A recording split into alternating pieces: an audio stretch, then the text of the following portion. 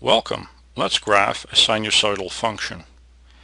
Y equals 4 sine bracket 1/2 small bracket x plus 45 degrees small bracket closed large bracket closed minus 1. To do this, there are 4 transformations you need to consider. You'll have to develop a table of values, a transformed table of values, and a final graph. So mentally, let's observe that there is a positive 4 in front of the sine function, and that indicates that the amplitude is 4. That means that the vertical stretch is by a factor of 4. We notice that the period is simply 360 degrees divided by the k value. The k value is 1/2, so you have to go 360 divided by a half. When you divide by a fraction, it's the same as multiplying by its reciprocal, so 360 times 2, or 720 degrees, is the period, or the length of the cycle. There is a horizontal stretch by a factor of 2. Notice that you have a 1/2, but what you need to do is go 1 divided by 1/2, which is 1 multiplied by the reciprocal, which is 2. Notice also that there is a plus 45 degrees, but you have to do a 45 degree shift left horizontally. When you see the positive, you have to do opposite of what you might think, and that is go left 45 degrees, and the 1/2 similarly does opposite what you might intuitively think. It horizontally stretches the function by a factor of 2. Okay, so the last thing you need to know is a vertical displacement of down 1 unit. The -1 indicates that the graph is shifted down 1 unit.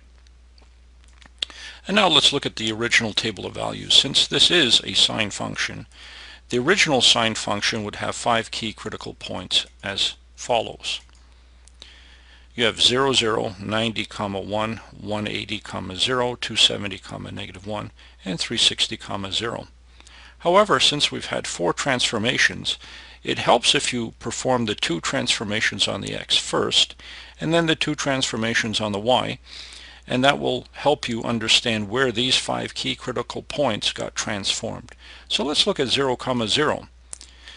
What you need to do is take the original x value, multiply it by 2, and then subtract 45. In fact, it's the opposite of what you expect. So take the value x and multiply by 2, and then there's a plus, but you do opposite. So you subtract 45. So 2x minus 45 is what you need to do. So take 0 and multiply by 2 and subtract 45.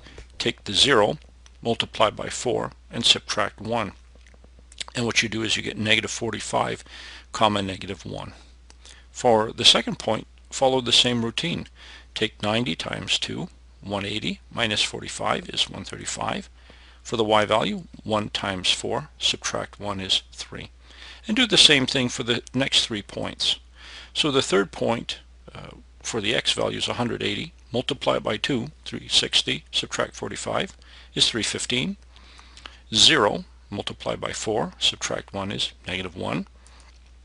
The fourth point is translated and transformed as such.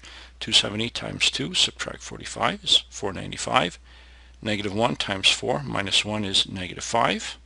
And lastly, the fifth point got translated and transformed as follows. 360 times 2 subtract 45 is 675, and 0 times 4 minus 1 is -1. So you can see that the pattern is that it goes in the mean range, the upper range or maximal range, the mean range, the lowest range, and the mean range. So that means that we've done our mathematics correctly. Now let's graph these 5 key critical points on the grid as follows. So let's plot the first point, -45 degrees, -1, situated here. Let's plot the next point. The maximum is next, so that is at 135, 3 up there. The third point is 315, so looking at our scale, which is divided by 45s, so 270 plus 45, 315, and down at the mean.